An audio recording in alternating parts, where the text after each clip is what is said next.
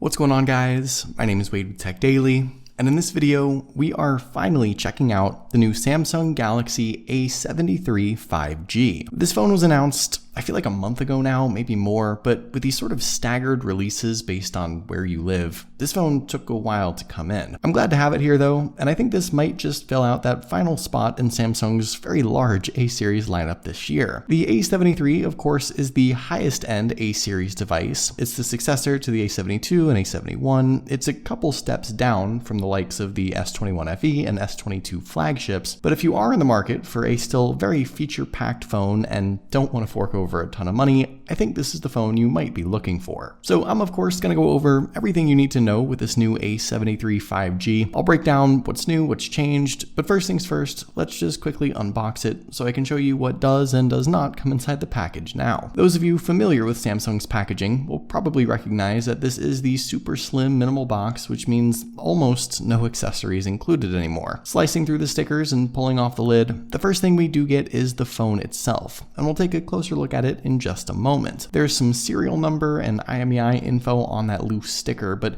underneath that is the familiar Samsung stamped packet of stuff. Not a whole lot of stuff inside though. You get a SIM ejector tool hanging on for dear life there on the outside, and inside you'll find a small guide booklet for setting up the phone and a USB-C cable. And that's it. No charging brick, no case, no earbuds, nothing else included here. And while it should come as no surprise nowadays, it is still kind of disappointing to have so few essential accessories thrown in when you buy a device like this. But regardless, here is the new Samsung Galaxy A73 5G once again. Now, I got mine in mint. It's kind of a greenish blue shade that looks similar to the older S20 FE and the A71. It also comes in dark gray and white, not much for color options unfortunately. And as far as pricing and availability, this is going to vary a bit depending on where in the world you're located, but generally speaking, this phone should start at around $469 and go up from there based on your configuration options. At the moment, I don't know of any US carriers that are selling this phone. It's technically not even a US Samsung device, I guess, but you can always purchase it unlocked like I did. That may change in the future, but if you're in Europe or Asia, this device is certainly more widely available. And if you're interested in doing some comparison shopping of your own, I'll leave some links down below in the video description to where you can snag this phone at its cheapest current price. So physically, the A73 5G is no doubt the largest of the A-series devices this year. It comes in at 6.7 inches, that's the screen size corner to corner, and while it's not quite flagship caliber with its overall look, the center hole punch camera cutout, relatively slim side bezels, and less prominent chin still give it a very respectable 87% screen to body ratio, which is actually an improvement compared to last year's A72. It is one of those taller phones with a 20:9 aspect ratio, but if you've used really any big-sized Samsung phone from the last 3 or 4 years, you'll know what to expect. Bit of a stretch to reach the very top edge and corners, but still usable, and obviously having all that screen real estate to work with is particularly nice. And actually, if you're curious, here's what the A73 looks like next to the A53, which is a slightly smaller 6.5-inch smartphone. The difference is subtle, but most everything else with the look and design is the same. Of course, there are specs and features that differ too, but I'll save that comparison for a separate video. And here's the A73 next to the A33, which is even smaller still, 6.4 inches. Again, same basic design and look overall, just incrementally smaller. Super consistent phones across the board though otherwise. And like I said, look out for some dedicated comparison videos coming soon, which will showcase the speed, specs, the camera, and more. Like you just saw around back, the A73 does get the same A-series design and form factor as all the other 2022 A-series phones. It's an all-plastic build, which you definitely notice. Metal-like, polished, color-matching frame, which gives you a little bit of weight and slightly more premium feel. It is IP67 water and dust resistant, which is nice, but otherwise a mid-tier build that we've sort of had on these Samsung phones for the last couple of years. And just quickly taking a look around at everything else, nothing on the left side of this phone. On the right, you've got familiar volume and power buttons there. Up top is where you'll find the dual SIM and SD card slot for expandable storage. You do have either 128 or 256 gigs of storage on the phone to start with. At the bottom bottom, what stands out here, no headphone jack, unfortunately. Just a big old blank spot where a headphone jack could have been. The USB-C port in the middle, downward facing speaker there alongside. The earpiece up top does act as your secondary speaker, so dual stereo sound on this phone just above the selfie camera in the middle, and around back an upgraded quad lens camera setup, which I'll go over in just a minute. When it comes to the display, I think this is the first major standout feature of this phone, and this is really where you start to get your money's worth. The large 6.7-inch screen is Samsung's Super AMOLED Plus panel. It comes in at a resolution of 2400 by 1080 for about 393 pixels per inch. And on top of all that, it is a 120Hz high refresh rate screen as well. This is not just the trifecta of smartphone screen tech, like I always say. It takes things a step further at least, and I would argue this viewing experience is as good as Samsung's flagship S-series devices. Now, on the one hand, yes, this is basically the same screen spec and setup as the slightly cheaper A53 5G, but it is upgraded over last year's A72. Either way you want to look at it, you're going to get a bold, bright, colorful display with minimal off-axis issues. It's plenty sharp even at this big of a size, and that 120Hz makes your touches and swipes silky smooth. That in and of itself is a flagship feature. I don't doubt that this display will be one of the top reasons people consider this phone this year. It's about as good as it gets, and it's far and away my favorite thing about this phone as well. And for your out loud listening pleasure, the A73 gets a solid dual speaker setup with the one down at the bottom and secondary speaker in the earpiece. I'm so glad Samsung brought this feature to their higher end A-series phones at least. I think it's absolutely a must have. I truly appreciate it. And here's a sound sample so you can get an idea for yourself.